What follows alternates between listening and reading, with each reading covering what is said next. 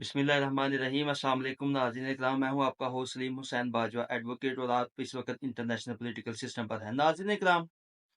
साल 2023 खत्म हो चुका है और 2024 के आगाज के ऊपर आज हम आपके साथ ऑनरेबल लॉर का पहला लेटेस्ट रिपोर्टेड फैसला जो है वो आपके साथ डिस्कस करने जा रहे हैं। ये 2024 का पहला जो है वो रिपोर्टेड फैसला है, 2024 LIC 1। आज इसके ऊपर जो है वो आपके साथ तफसीली गुफ्तगू करेंगे। नाज़रीन इकराम, जैसा कि आप जानते हैं कि साल 2024 पाकिस्तान के अंदर जो है वो इलेक्शन का साल है, और 8 फरवरी 2024 को पाकिस्तान के अंदर इलेक्शन जो है वो होने जा रहे हैं। तो आजकल मोस्टली जो केसेस हैं honourable supreme court of Pakistan के पास और honourable Lahore high court Lahore के पास और दीगर जो high courts of the Pakistan है उनके पास भी जो मोस्ट ऑफ द केसेस हैं वो रिगार्डिंग द इलेक्शन जो है वो election process, regarding the election commission के फैसला जात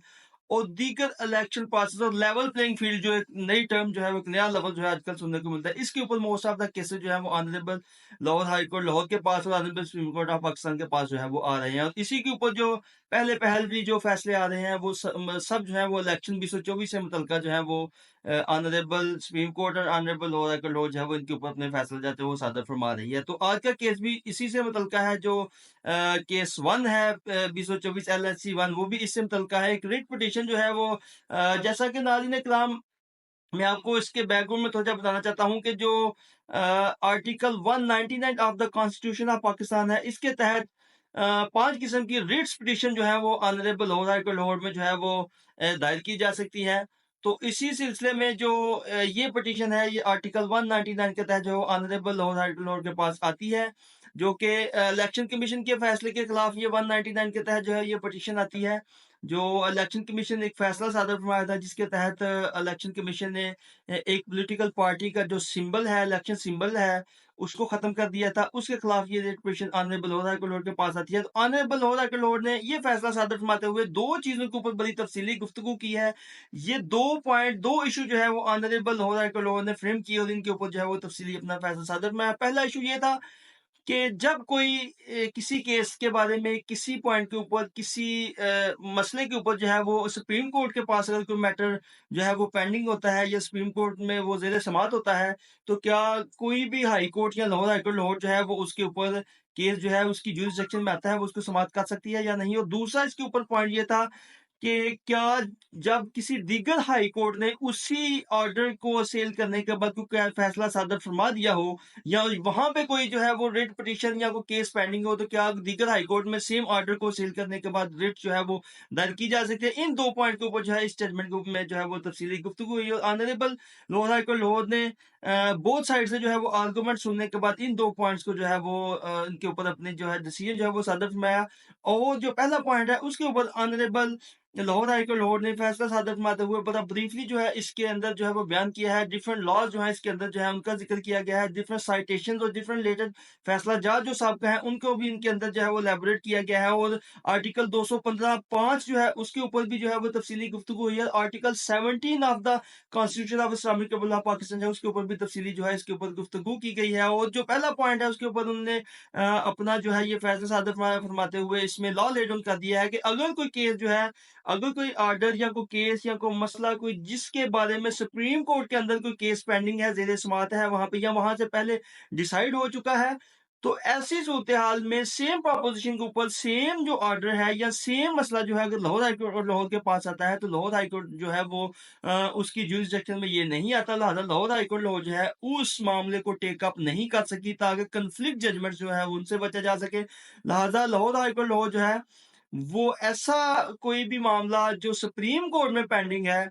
उस मामले को जो है वो ज़ेर समाअत नहीं कर सकती और वो लाहौर हाई कोर्ट में मेंटेनेबल है। और जो दूसरा इशू इसके अंदर फ्रेम हुआ वो ये था कि क्या कोई पिटीशन जो है या कोई केस कोई सेम मैटर का केस जो किसी दीगर हाई कोर्ट के अंदर जो है वो पेंडिंग है, तो क्या लाहौर हाई कोर्ट लाहौर जो है उसके ऊपर फैसला सादर फरमा सकती है या अपनी फाइंडिंग दे सकती है। तो नाज़रीन इकराम, मैं आपको बताता चलूं कि जो इलेक्शन कमीशन ऑफ पाकिस्तान है उसका जो फैसला होता है, जो वो जजमेंट जो है वो सादर फरमाता है, उसके फैसले को जो अग्रीव पार्टी है उसकी मर्जी होती है कि वो पाकिस्तान में किसी भी हाई कोर्ट के अंदर जो है वो उसको असेल कर सकती है। इसका कानून ये है। अब इस मैटर के अंदर ये जो इलेक्शन कमीशन ऑफ पाकिस्तान का फैसला इस जजमेंट के अंदर जो है सेल हुआ, इसी सेम फैसले को जो है वो ऑनरेबल पेशावर हाई कोर्ट के पास भी जो है वो सेल पहले से किया गया था। पेशावर हाई कोर्ट ने इसके ऊपर जो है वो इंटरिम ऑर्डर भी सादर फरमाया था और उसके ऊपर जो है वो बेंच भी जो है वो तश्कील दिया जा चुका है।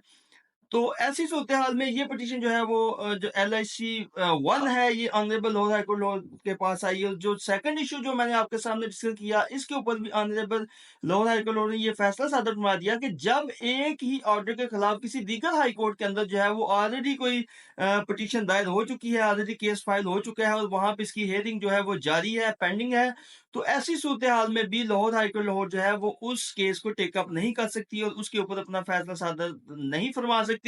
तो लिहाजा ये जो पिटीशन, ये जो पहला रिपोर्टेड फैसला 2024 का है, इसके अंदर ये 2 जो लॉ जो है वो लेटेस्ट लॉ जो है ऑनरेबल लाहौर हाई कोर्ट ने जो है वो लेड ऑन कर दिया। इसमें मतलब साबका भी कहीं एक फैसला जहाँ था इनका ज़िक्र किया गया है। पहले भी जो है इसके ऊपर कई एक जजमेंट्स आ चुकी थी, लेकिन चूँकि 2024 की ये पहली जजमेंट है और मैं अपने इस चैनल के ज़रिए अब कोशिश करूँगा कि 2024 की तमाम तर latest judgment honourable Lahore high court, Lahore honourable supreme court of Pakistan की जो लेटेस्ट जजमेंट होंगी वो आपके साथ डिस्कस करूँगा और कोशिश करूँगा कि कोई भी एक जजमेंट जो है वो मिस ना हो। तमाम तर जजमेंट जो है वो हम तफसीली आपके सामने आपके साथ डिस्कस करें और कानून को सीखने की कोशिश करें। तो इस जजमेंट के अंदर ये लॉ लेड डाउन हो गया कि अगर कोई मैटर जो है वो supreme court of Pakistan take up कर सकती है, तो हाई कोर्ट जो है वो उस मैटर को जो है वो समाअत नहीं कर सकती और साथ ही साथ जो है वो